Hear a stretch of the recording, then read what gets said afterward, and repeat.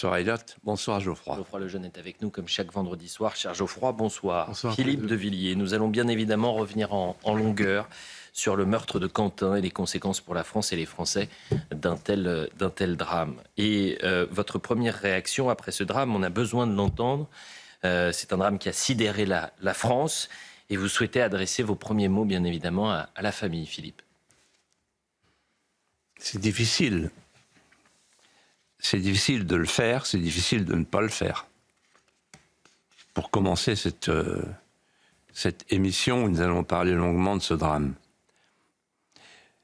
C'est difficile de trouver les mots, parce qu'en fait, les mots sont pauvres, trop pauvres, même s'ils sont lestés de tendresse. Et ils sont trop pauvres pour combler le vide que j'imagine, étant moi-même parent, le vertige, la béance du chagrin. Et en fait, je me dis, en me mettant à la place des parents auxquels je m'adresse, il y aura... nous sommes dans le premier moment. Il ne faut pas chercher à le contourner, c'est le moment de la colère. On a ramené le fils, piétiné, le visage éclaté, lynché. On croyait que le sourire était éternel, on pensait que sa présence était dans la maison pour toujours. On croit toujours que l'instant est un moment d'éternité. Quand on a de l'affection pour des êtres avec lesquels on vit. Et puis, il suffit de mettre le nez à la fenêtre pour la famille, pour entendre des propos odieux, l'indécence de toute une société décadente qui ne comprend rien à la vie intérieure. Un garçon qui était un modèle, et demain probablement un modèle héroïque de pureté vertueuse et d'amour du pays. Lama sabachthani, pourquoi m'as-tu abandonné? Si j'étais parent, je penserais ça. Puis après, il y a un deuxième moment, un peu plus tard, peut-être c'est la messe dans l'intimité, on tombe à genoux. C'est le fiat, ainsi soit-il. On tombe à genoux, la prostration, en prononçant à sa manière l'ode à Vilquet. Je viens à vous, Seigneur, Père auquel il faut croire. Je vous porte apaiser les morceaux de ce cœur, tout plein d'autres gloires que vous avez brisées. Il ne reviendra plus. On ne le reverra jamais plus. Et puis plus tard, beaucoup plus tard, il y aura peut-être un cri d'espérance. Je pense souvent, quand un être cher disparaît à ce psaume, ceux qui sèment dans les larmes moissonnent en chantant. On le prononce, le psaume, sans le comprendre. Mais il chante en soi comme une petite lumière. Et tout à l'heure, à la fin de l'émission, moi je voudrais m'adresser aux jeunes Français pour que la mort terrible de Quentin soit pour eux une occasion de se lancer dans la vie et de retrouver l'espérance française. Philippe de Villiers, la famille de Quentin a appelé au calme par la voix de son avocat, ne participera pas à la marche de ce samedi, organisée une semaine après le drame. Ce samedi, des milliers de Français entendent se rassembler à Lyon de manière pacifique pour rendre hommage à Quentin. Le maire de Lyon, Grégory Doucet, a demandé d'interdire ce rassemblement. Le ministre de l'Intérieur a refusé cette interdiction. Je voulais vous faire réagir à la déclaration de Manuel Bompard sur ses réseaux sociaux. Il dit « La marche prévue samedi à Lyon est loin d'être seulement un hommage à la victime. Elle est prévue pour une véritable démonstration fasciste dans les rues. Plus de 1000 néo-nazis de toute l'Europe sont annoncés dans une volonté de vengeance mortifère. Cela représente une véritable menace pour les habitants. Elle doit être interdite, comme cela a été le cas dans d'autres villes, comme à Toulouse. » Quel regard vous portez sur cette déclaration de Manuel Bompard, Philippe de Villiers ? Ignominieux. Ce personnage est ignominieux. On a l'impression que la révolution, qui est leur horizon intime, leur a mangé du cœur. Ils n'ont plus de cœur. Mais Che Guevara avait dit ce qui est porteur de la révolution, c'est la haine. Donc en fait, ils ont la haine. Et pour eux, Quentin, c'est pas un accident, même pas. Non, c'est un ennemi qu'on a abattu parce qu'il incarne la figure de ce qu'on combat. Alors d'abord, cette marche blanche, elle a été voulue par les amis de Quentin. C'est une marche de recueillement, d'imploration, de déploration, de supplication. Je pense que ça se déroulera dans le silence. Et c'est pas une marche politique. C'est une marche du fort intime. Les gens qui viennent là. Alors, il y aura probablement, hélas, des gens qui viendront pour d'autres raisons. Soit pour se servir de la marche blanche, soit pour la détruire. Soit les deux. Mais ce qui est certain, c'est que le geste de cette marche blanche, il suffit d'écouter les amis de Quentin, elle a un but noble. C'est une marche qui élève. Alors maintenant, Bompard, puisque c'est votre question. Alors, en fait, Bompard, il faut bien comprendre, et je vais essayer d'expliquer ça ce soir pendant toute l'émission. Il faut bien comprendre ce que c'est que Mélenchon, Bompard et tous les autres. Ils veulent une stratégie de la tension. Ils le disent textuellement. Qu'est-ce que ça veut dire, une stratégie de la tension ? C'est que pour exister, il faut accabler l'adversaire, le trouver, le retrouver, le désigner, et ensuite tout conflictualiser, comme ils disent. Il y a quelques jours, je me souviens que j'avais entendu avec effroi un mot qui passait inaperçu dans tous les médias, quand Mélenchon a dit « Il est temps maintenant d'utiliser des méthodes impactantes ». Je ne sais pas si vous vous souvenez. Des méthodes impactantes. Impact, point d'impact. Là, ils les ont trouvées, les méthodes impactantes. Avec le pied sur le crâne d'un enfant de 23 ans. C'est horrible. Donc, la stratégie de la tension. C'est-à-dire qu'il n'existe, LFI n'existe que par la stratégie de la tension.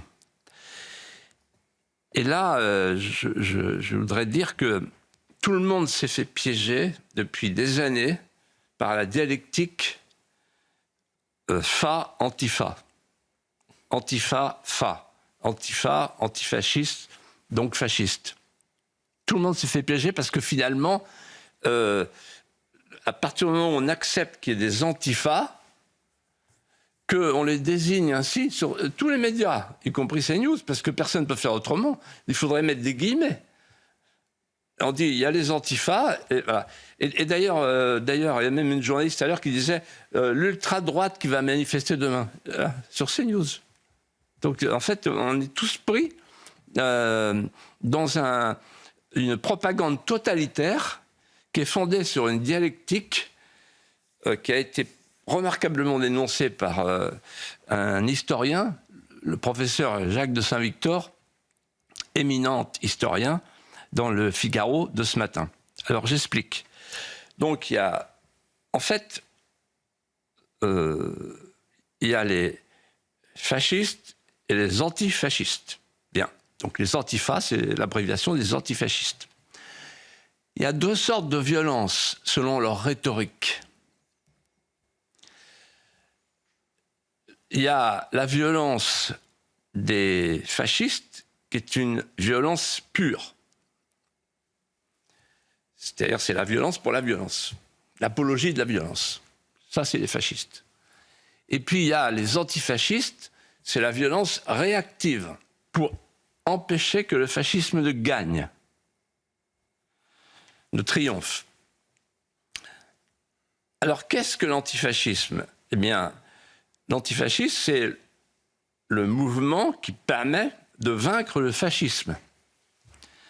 Seulement, le problème, c'est que quand vous regardez l'histoire depuis 2 siècles, ça ne colle pas.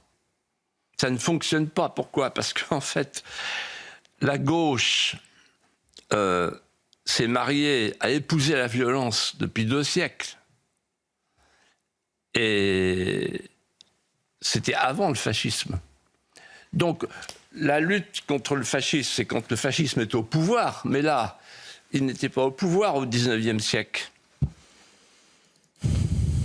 Et il n'est plus au pouvoir depuis 1945. Donc on voit bien que cette rhétorique, elle s'inscrit dans le vide. Le vide de quoi? Le vide du politique. Parce que si vous demandez à quelqu'un, alors c'est quoi le fascisme? Alors il dira, ah oui, c'est quelqu'un qui est attaché à l'autorité, à la France. Ah bon? Ouais. C'est ça le fascisme? Ah oui. Ben, on voit que vous n'avez pas connu la guerre. Parce que nos pères et nos grands-pères, c'est pas ce qu'ils nous ont raconté sur le fascisme. Et donc, en fait, il y a quelqu'un qui a très bien dit ça, c'est Marcel Gauchet. Il dit, quand il n'y a plus de politique, il reste la moraline. C'est-à-dire, la politique, c'est la communauté nationale. Quand il n'y a plus de communauté nationale, soit parce qu'on veut l'immigration invasive, ça, c'est la Poste-France, et parce qu'on veut transmettre la France en d'autres mains à Bruxelles, ça c'est Macron, l'anti-France, la Poste-France, deux manières de liquider la France. Alors il n'y a plus la politique. Donc quand il n'y a plus la politique, à l'université comme à l'école, on fait la morale. Mais c'est une morale particulière, c'est le bien contre le mal. Et comme on ne définit plus ce qu'est le bien et ce qu'est le mal, on le voit en ce moment avec l'euthanasie. L'euthanasie, ça devient le bien. Le fait de tuer son prochain, son papa, sa maman, son frère, ça devient le bien. Donc, c'est une moraline relative. Et donc, comme il n'y a plus le politique, il y a le moral. Et le moral, on le définit à sa manière. Il y a le bien contre le mal. Alors, le mal, c'est ceux qui ne sont pas révolutionnaires, qui ne sont pas LFI. Ça, c'est le mal. Alors, il y a le petit mal, le grand mal. Il y a le petit mal, ceux qui sont tout près, quand même, Olivier Faure. Et puis, le grand mal, c'est évidemment le Rassemblement national, le mal absolu. Voilà. Et cette dialectique, elle rentre dans le cerveau des enfants et des jeunes, et qui disent, quand ils arrivent à l'âge adulte, « Ah, mais moi, je suis antifa. Moi, je suis contre le mal absolu. Je suis pour le bien. » Ah bon, vous êtes pour le bien, formidable. Et tous les profs des facs disent, c'est quand même bien, ils sont pour le bien, et il faut qu'ils soient un peu plus chaque matin pour le bien. Voilà. Et donc, en fait, ils jouent sur du velours, les gens de LFI, parce qu'ils parlent à une société décadente qui a perdu complètement les repères intellectuels de ce qu'est la société politique. Le politique, la police, la cité. Les règles qui définissent la cité. Comme il n'y a plus de cité, alors il y a la moraline. Philippe de Villiers, allons aussi sur le terrain diplomatique, puisque le drame et la tragédie qui a frappé la France a des conséquences au-delà de nos frontières, en Italie, mais également aux États-Unis, puisque l'administration de Donald Trump a réagi. Restons sur l'Italie, puisque Giorgia Meloni a eu le malheur de rendre hommage mercredi à Quentin et d'alerter.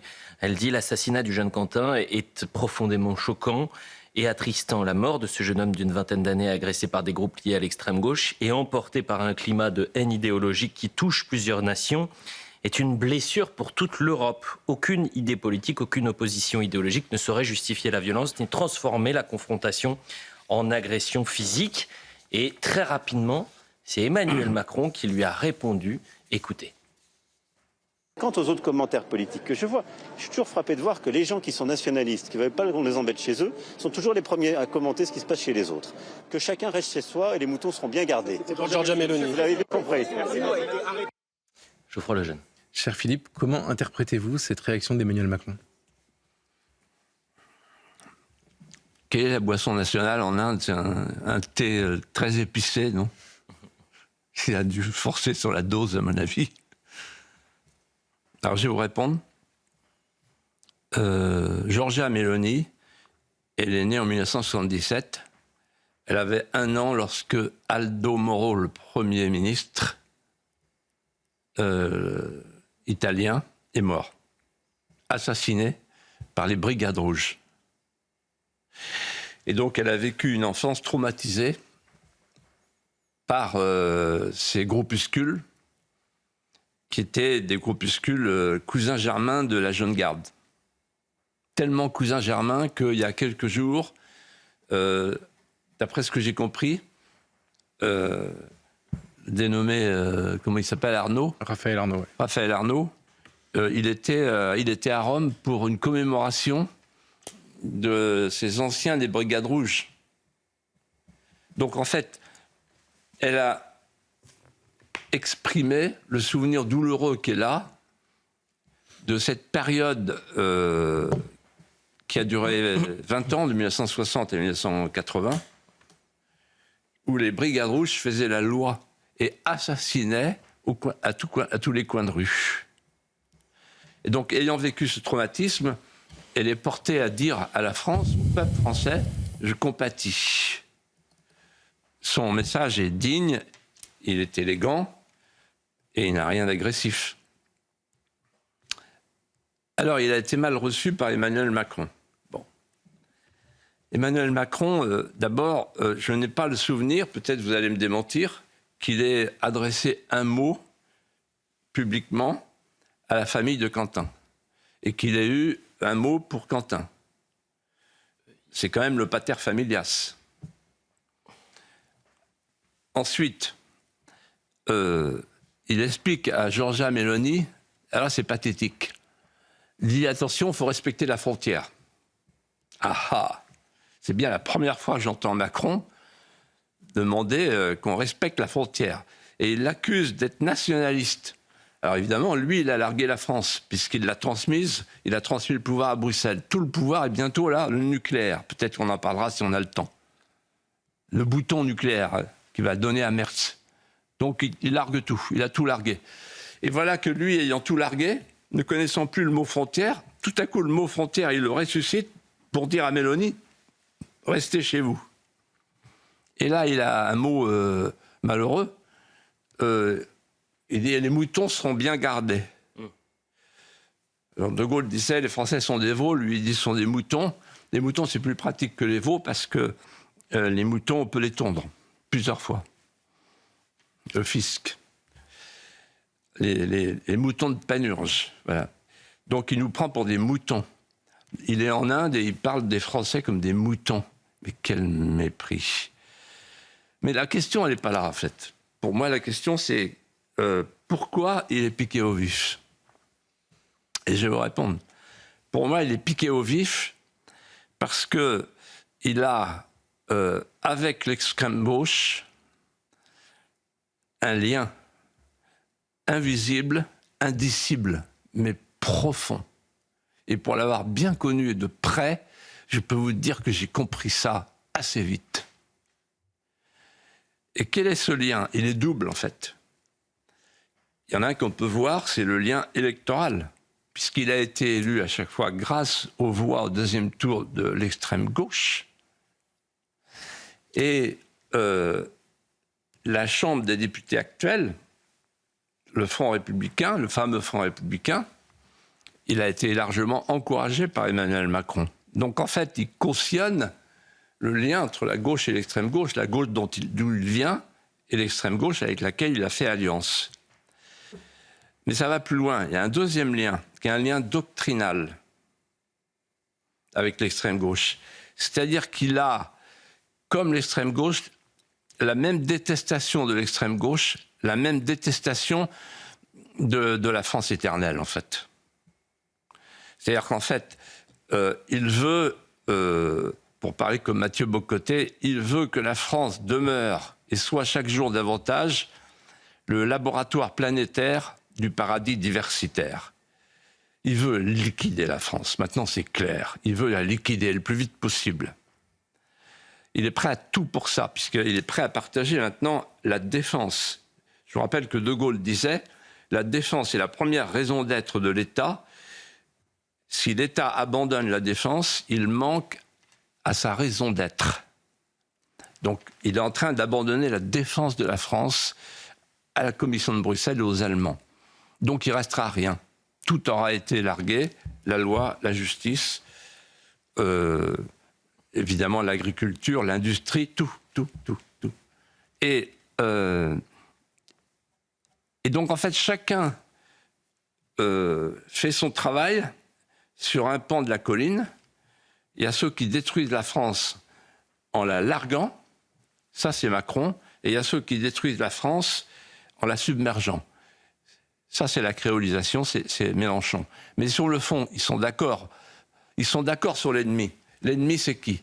L'ennemi c'est le dernier Français. L'ennemi c'est le dernier Mohican. Celui qui ne veut pas que la France meure. Celui-là, quelle que soit sa couleur, quelle que soit sa sensibilité, c'est l'ennemi qu'il faut abattre. Je me permets. Or, aujourd'hui, l'ennemi en question, il relève la tête. Et il est de plus en plus nombreux. Et peut-être qu'en 2027, il va y avoir une alternance et que celui qui est considéré comme l'ennemi, c'est en fait les amis de Quentin et de Alice Cordier et de Némésis, tous ces héros du quotidien qui défendent ce pourquoi la France existe, peut-être qu'on va gagner. Je me permets de préciser qu'il avait adressé un message justement sur les réseaux sociaux il y a 5 jours à sa famille et ses proches, écrit-il, j'adresse mes pensées et le soutien à la nation. Il appelait au calme, à la retenue et au respect dans un message sur les réseaux sociaux. Oui, mais il vient de le détruire, ce message, en expliquant qu'il fallait renvoyer dos à dos les uns et les autres. C'est absolument épouvantable, c'est indigne de sa part. Voilà. Vous souhaitiez revenir évidemment en longueur sur ce drame et faire une sorte de chronologie d'une tragédie, Philippe de Villiers. Et vous voulez commencer les choses et prendre les choses dans l'ordre chronologique pour apporter un éclairage sur chaque séquence du drame. Et tout a commencé, selon vous, avec la conférence, on pourrait parler de réunion politique, plus de conférence, de Rima Hassan à Sciences Po Lyon, reçu en majesté à Sciences Po Lyon. Regardez.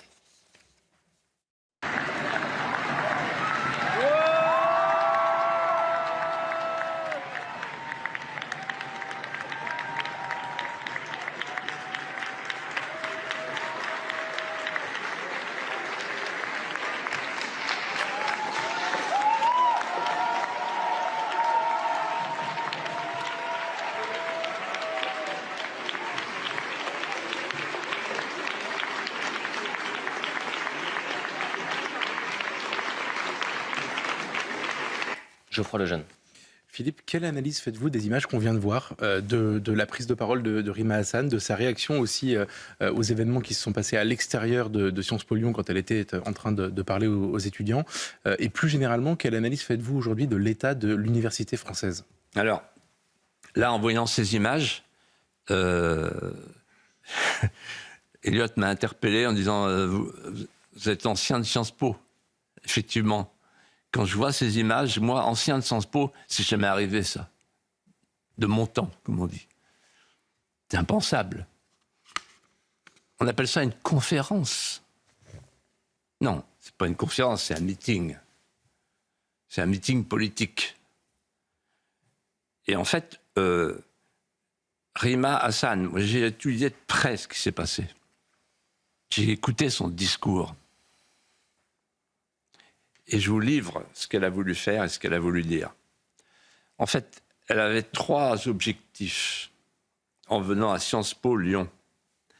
Premier objectif, c'était de faire passer le Hamas, qui est la branche palestinienne des frères musulmans, ne l'oublions pas, pour un mouvement de libération sur le thème de la libération de la mer au Jourdain, c'est-à-dire l'effacement de l'État d'Israël.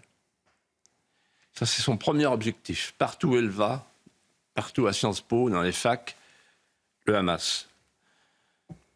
Mouvement de résistance.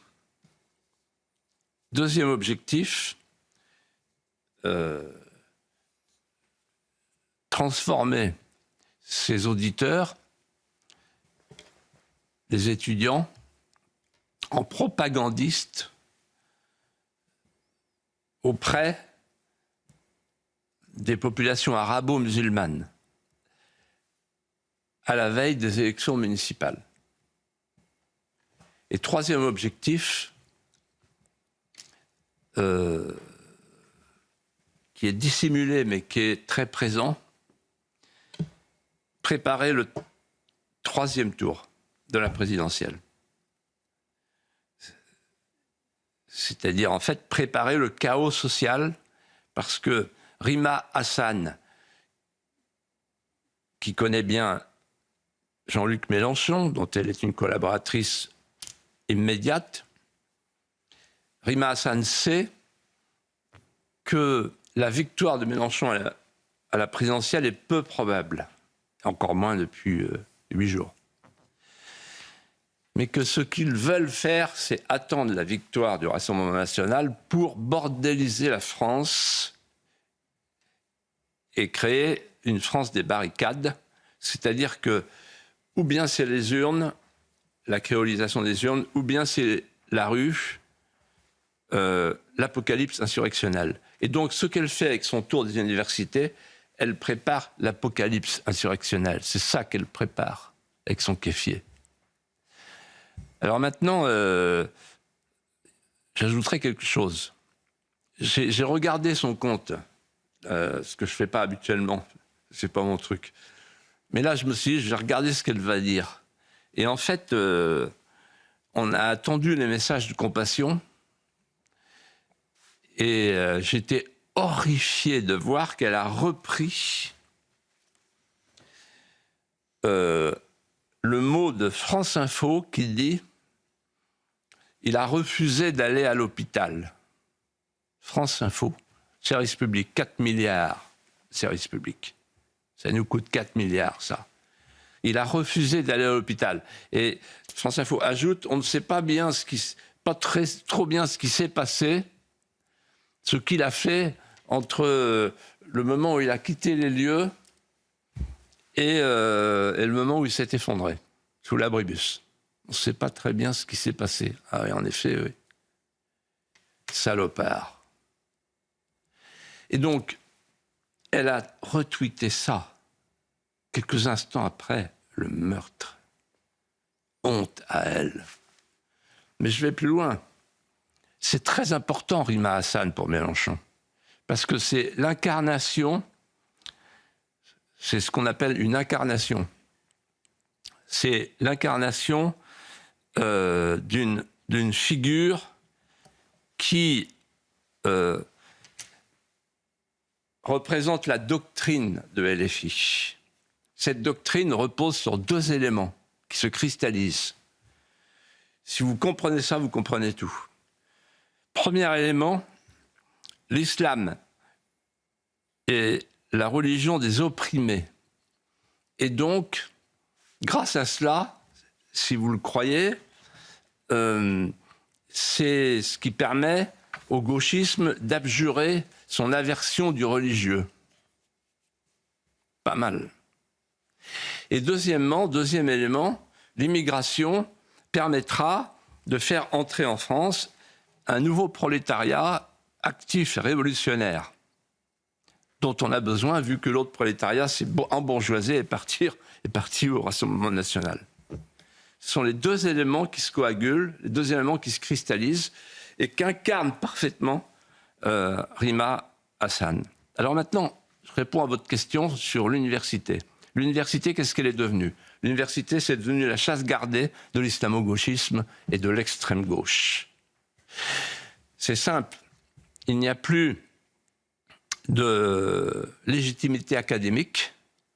Les conférences, les séminaires n'obéissent plus aux lois les plus élémentaires de la tradition universitaire, de l'éthique universitaire, ce que dit très bien Fabrice Balanche. Ensuite, c'est la terreur qui règne. En avril 2025, je ne sais pas si vous vous souvenez, Fabrice Balanche, grand professeur de géographie, qui est une sommité, il a été chassé de son amphi, manu militari. Et il n'a jamais pu revenir. Et il ne s'est rien passé. La direction de Sciences Po n'a rien dit, Lyon 2. Là où Rima Hassan pérorait jeudi dernier.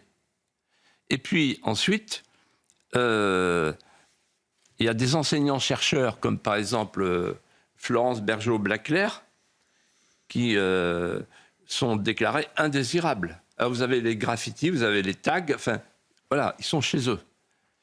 Mais ça va plus loin. C'est qu'en fait, l'université française est devenue le bac de décantation, ou plutôt d'incubation de l'islamo-gauchisme.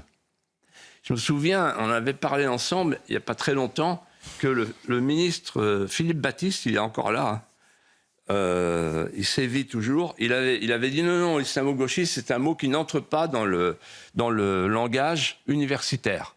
Ah bon? Et pourtant, celui qui a permis à ce mot d'émerger, c'est Michel Foucault en 1979, quand il allait avec Jean-Paul Sartre faire la génuflexion oblique du dévot oppressé sur un petit tapis sous un coudrier à Neauphle-le-Château, devant le grand homme qui était l'ayatollah Khomeini. Et c'est là qu'il a dit « Il faut établir une convergence politique et intellectuelle entre l'extrême gauche et l'islam politique. » C'est lui, le premier.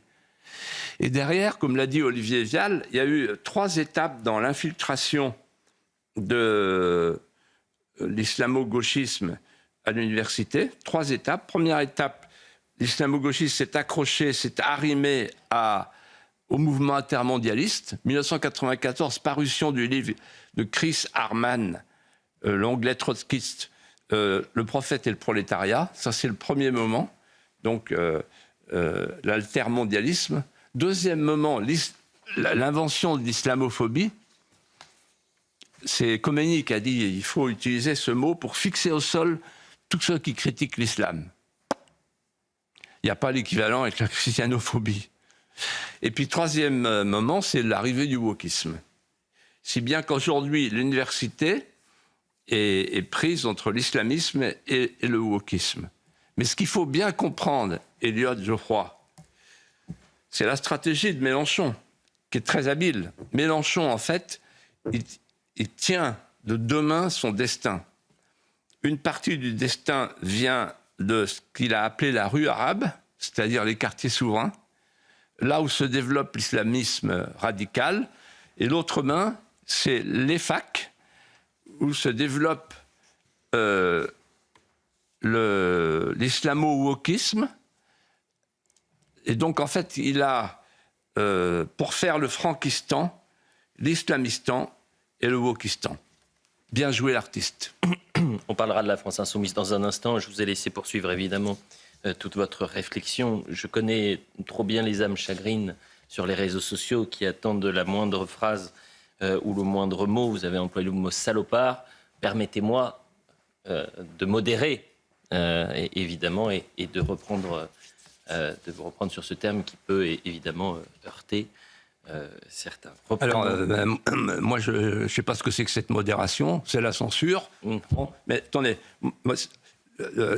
comment vous appelez ces gens, par exemple, Ségolène Royal, qui vient de faire un tweet pour dire que c'est un scandale, cette marche blanche, pour un néo-nazi présumé. Vous appelez ça comment? Vous avez des mots pour ça? Non, mais voilà. Alors, J'entends évidemment... Comment il faut que je le dise, Ségolène Royal, qui a été ma voisine, députée, qui a été présidente de la région Poitou-Charentes, qui a un très beau sourire, qui a séduit monsieur Tebboune dans une démarche courageuse et élégante, qui n'est pas du tout une démarche de trahison. Il faut que je dise quoi? Il faut que je dise, oh, la domina, comme on disait au Moyen-Âge, avec sa cour d'amour, dame de haut port et de seigneurie. J'ai failli vous proposer cette déclaration de Ségolène Royal. Et attendez, vous savez, moi je vais vous dire, quelqu'un qui aujourd'hui, dans la situation où on est, avec ce qui se passe à Lyon, qui n'est pas en colère comme moi je le suis, ça veut dire qu'il lui manque quelque chose.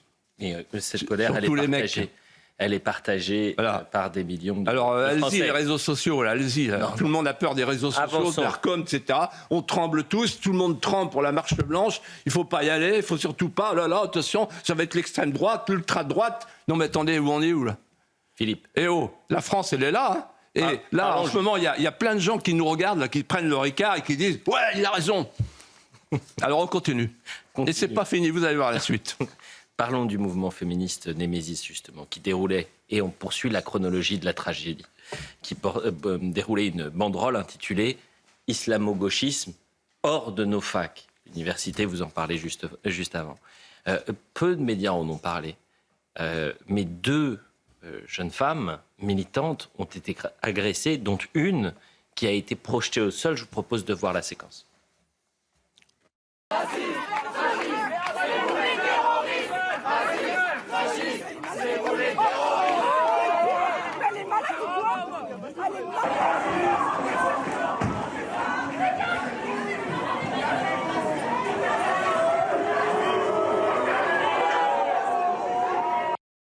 Et malgré cette agression, malgré les témoignages et le courage d'Alice Cordier, elle a été violemment attaquée à de nombreuses reprises, notamment par Jean-Luc Mélenchon qui, la semaine dernière, disait « c'est nous qui sommes agressés ». L'inversion accusatoire. Réponse d'Alice Cordier.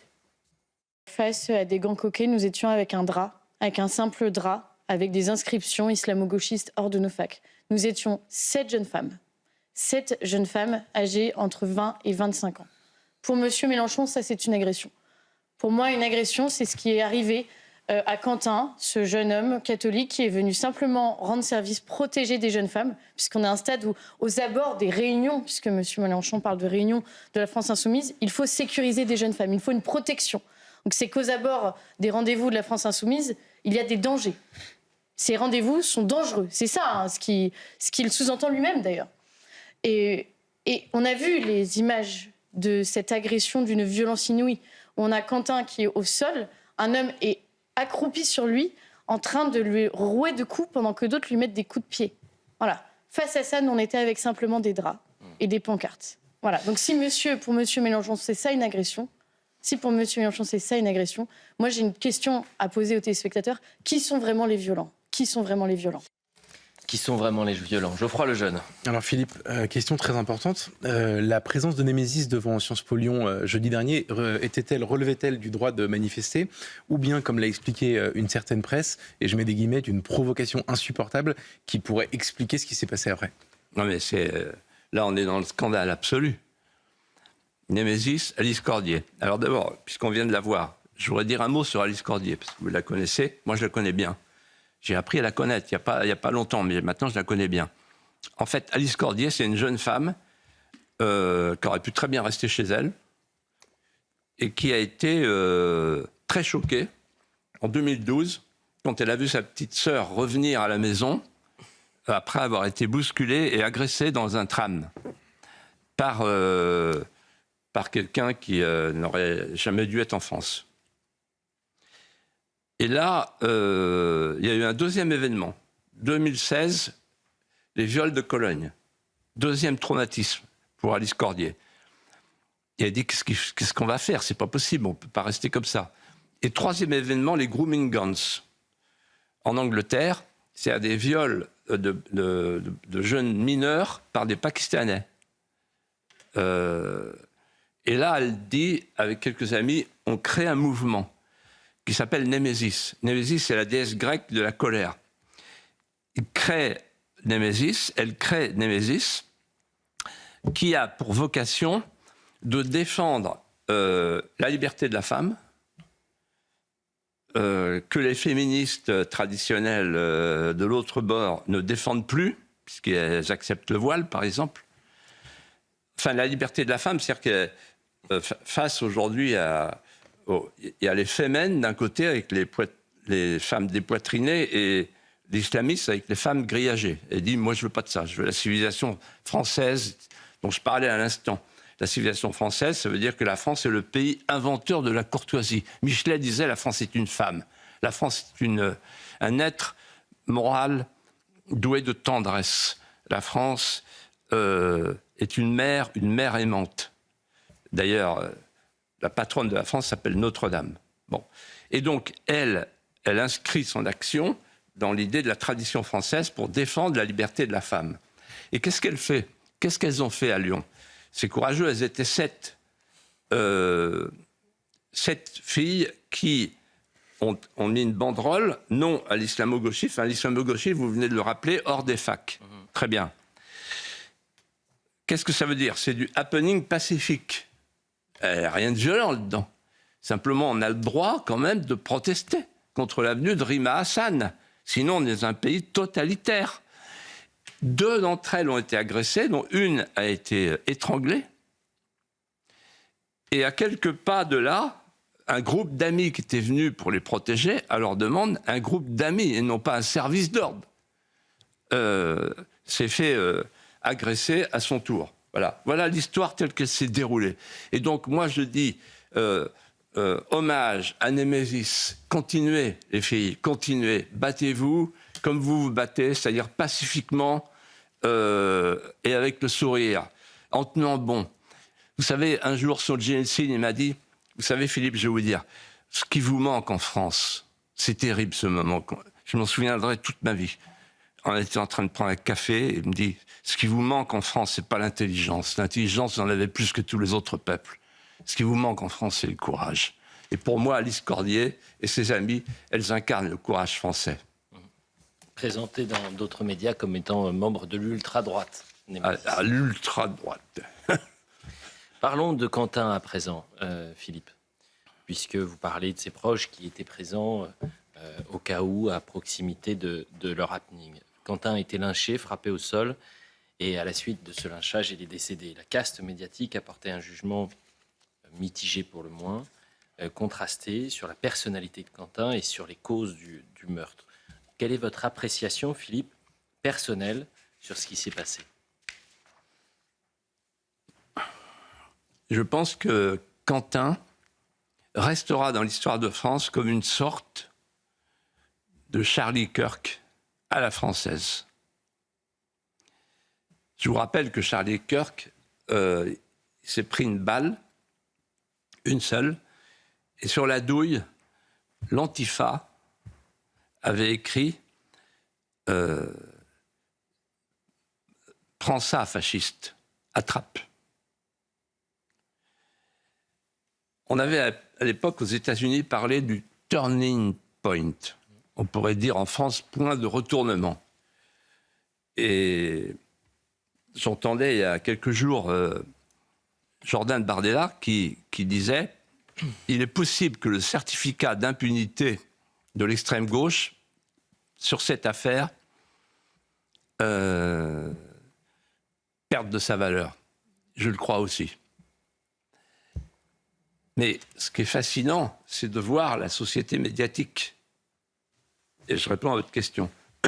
Pour la société médiatique, je dirais la caste médiatique. Il y a 2 Quentins et 2 narratifs. Alors, les 2 Quentins. Le vrai Quentin, c'est un patriote, une maman péruvienne, donc voilà, pour le français de souche. Ensuite, c'est un pacifique de tempérament, catholique. Il faisait la maraude, c'est-à-dire qu'il allait aider des sans-abri. Pour un fasciste, c'est quand même pas donné. Hein. Et il était le parrain de baptême de son père qu'il a converti après avoir lui-même opéré de conversion. Alors, le Quentin médiatique, c'est pas du tout ça. Le Quentin médiatique, c'est la reductio ad Hitlerum. Passer par la reductio ad Hitlerum, ça donne ceci. Un activiste de l'ultra-droite, d'extrême droite, nasillon, néo-nazi selon donc la dame du Poitou-Charentes, que je resalue pour la 2e fois, en jetant le mouchoir. Et donc, en fait, c'est Goebbels, quoi, un petit Goebbels, voilà. Et en fait, ce qu'a dit très bien l'avocat maître Thibault de Montbrial, il dit il y a des profils qui deviennent suspects par nature. C'est le cas de Quentin. Souvenez-vous, Thomas Crépol, mauvaise victime. Par contre, Adama Traoré, bonne victime, on se met à genoux, on fait une manif en plein Covid, etc. etc. Alors, le narratif, le vrai narratif, c'est qu'il a été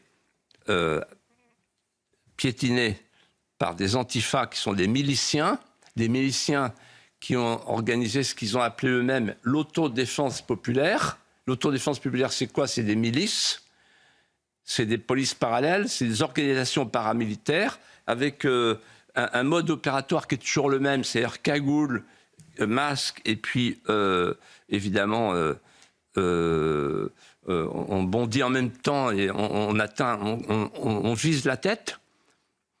C'est-à-dire qu'en fait, ce sont des milices qui rappellent les corps francs de la République de Weimar qui ont intimidé la bourgeoisie et ont permis l'arrivée d'Hitler.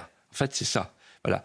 Et donc, en fait, alors il y a l'excuse absolutoire, il y a l'inversion victimaire, quand Mélenchon a dit « c'est nous les victimes ». Il y a même Sandrine Rousseau, je termine, qui dit ah mais moi je suis victime des fascistes, comme ça, etc. Parfois, il y a l'OS qui arrive pour me troubler. Alors j'ai regardé, elle est née en 1972 et l'OS c'est 1962. Donc je sais pas, elle a vu le fantôme de l'OS qui revenait, etc. Non, et le monde qui dit ils ont fait une grosse erreur parce qu'ils ont offert un martyr à l'extrême droite. Vous vous rendez compte, le journal Le Monde, c'est une honte. Alors, je ne redirai pas le mot de tout à l'heure, parce qu'une fois suffit, mais je l'ai pensé en lisant Le Monde. Ouais.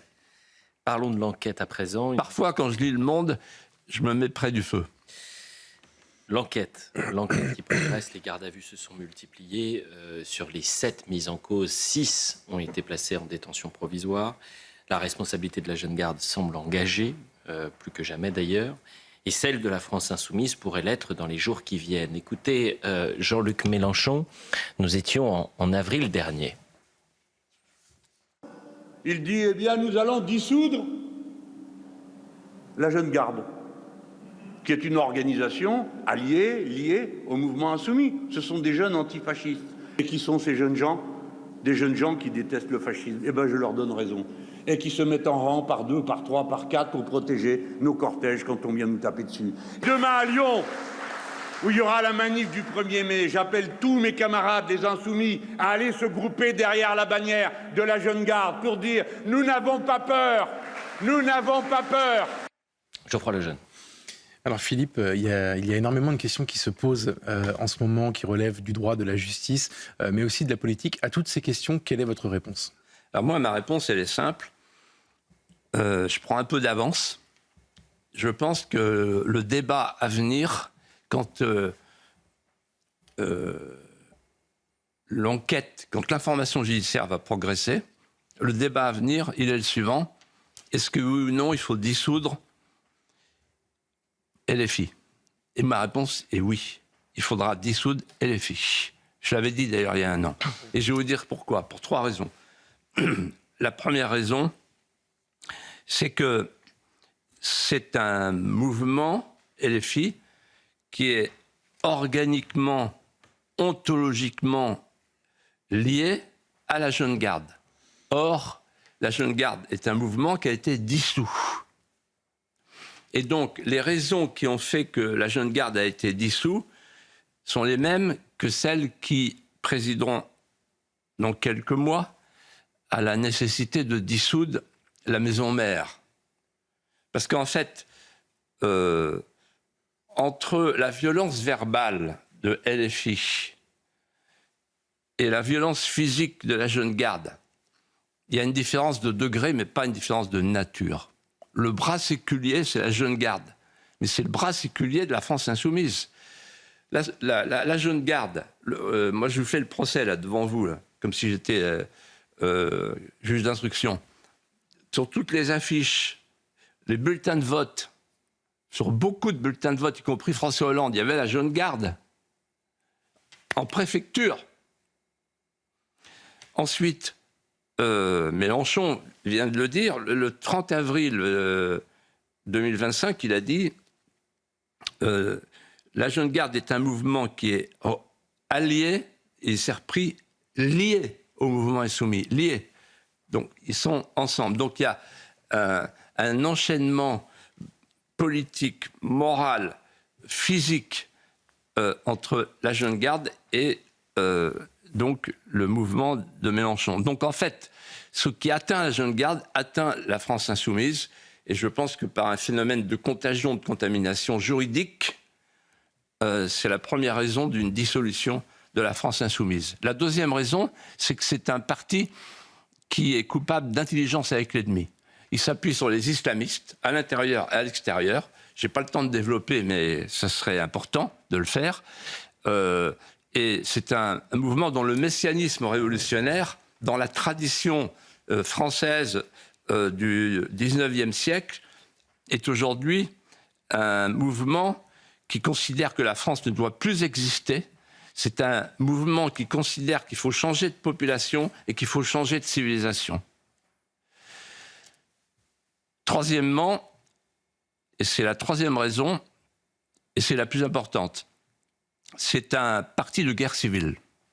Pourquoi c'est un parti de guerre civile ? Parce que la violence n'est pas pour lui un débordement. Non, la violence pour lui, elle est constitutive. La violence pour lui, c'est une doctrine. La violence pour lui, elle est dans l'ADN du mouvement. Alors, ses grands ancêtres, ils répètent tout le temps les phrases de Carrier, de Robespierre. Nous ferons un cimetière de la France plutôt que de ne pas la régénérer à notre manière. C'est sa phrase favorite. Vous vous rendez compte ? Ou encore, par principe d'humanité, c'est par principe d'humanité que je veux purger la terre de la liberté de ces monstres. Voilà. Et puis, il y a Bourdieu. Il y a l'idée qu'en fait, c'est pas eux les violents. Ils font face à une violence systémique. Et donc, les vrais violents, c'est la société, c'est l'État qui est raciste, qui est colonialiste, etc. Esclavagiste, etc. Donc, eux, ils sont pas violents, ils répondent par la force à la violence systémique. Voilà. Et alors, comment ils font pour terroriser l'adversaire et le clouer au sol ? On fascise l'adversaire à partir du principe de Staline, faites de l'antifascisme une arme de destruction de l'ennemi, d'anéantissement de l'ennemi. Deuxièmement, on déshumanise, comme faisait Lénine, qui disait il faut débarrasser la société russe des punaises, des puces, des parasites qui nous infectent. Donc c'est le principe de la déshumanisation qu'a fait dire au père de l'attaché parlementaire mais moi non, ça me fait rien. Vous me demandez ce que je pense du garçon qui était à terre, ça me fait rien. Oui, parce que en fait, c'est plus un homme, en fait, c'est un ennemi. Vous voyez, la déshumanisation. Et enfin, le dernier point, le plus important, c'est l'intimidation. On intimide, c'est-à-dire que le fait de se défendre, le fait d'aller en place publique pour protester devient trop coûteux socialement, économiquement, moralement, politiquement. Vous entendez ce que je vous dis ? C'est ça, en fait. C'est ça leur truc. C'est qu'ils veulent intimider et imposer petit à petit la guerre civile. Ils ont besoin de la guerre civile. Il n'y a que par la guerre civile qu'ils arriveront au pouvoir. Philippe de Villiers, il nous reste quelques minutes et vous souhaitez adresser, vous l'aviez annoncé en début d'émission, après votre mot à la famille de Quentin, adresser un mot à tous les contemporains de ce jeune homme de 23 ans qui pourrait peut-être demain devenir, pour toute la France et la jeunesse française, un modèle sacrificiel et une source d'espérance. Philippe de Villiers, c'est à vous. Oui, je voudrais m'adresser aux jeunes Français qui nous regardent ou qui nous écoutent, qui nous regardent sur CNews et qui nous écoutent sur Europe 1. Et je voudrais leur dire ceci. Étudiez, chacun à votre tour, là où vous êtes, observez la vie de Quentin. Demandez à ceux qui l'ont connu de vous la raconter. Moi, j'ai fait cet exercice et je suis en mesure de dire ceci ce soir. Quentin était ce que Solzhenitsyn avait appelé pour son pays, en évoquant le samizdat qu'on cachait sous le manteau, était un porteur de lucioles. Il était un enfant de France, un enfant de la France charnelle et spirituelle.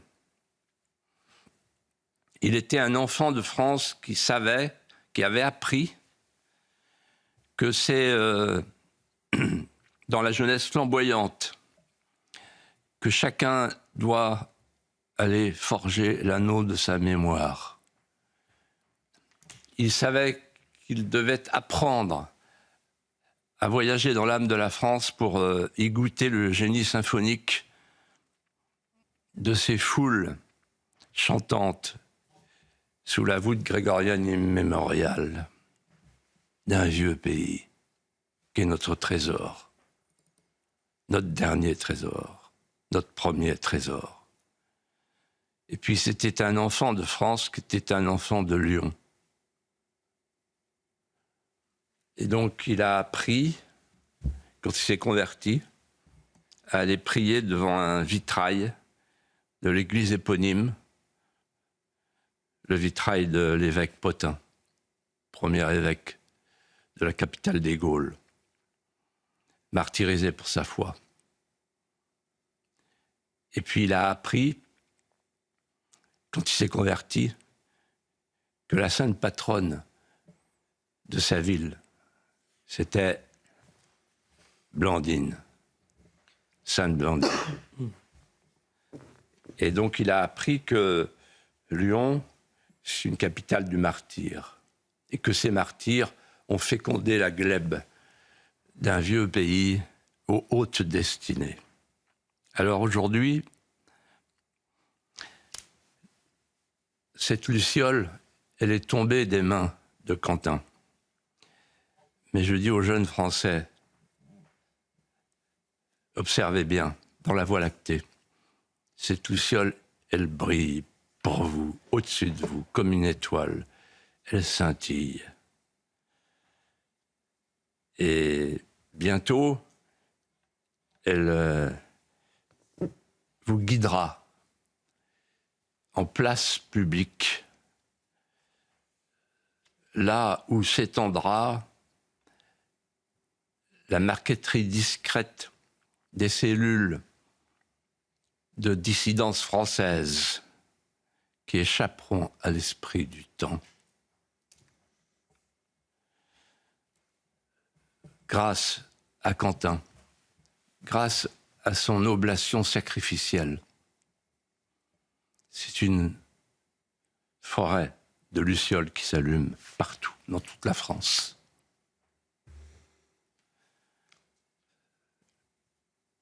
Un autre monde vient vers nous. Plus rien n'est comme avant. Quentin, un modèle héroïque pour la jeunesse de France.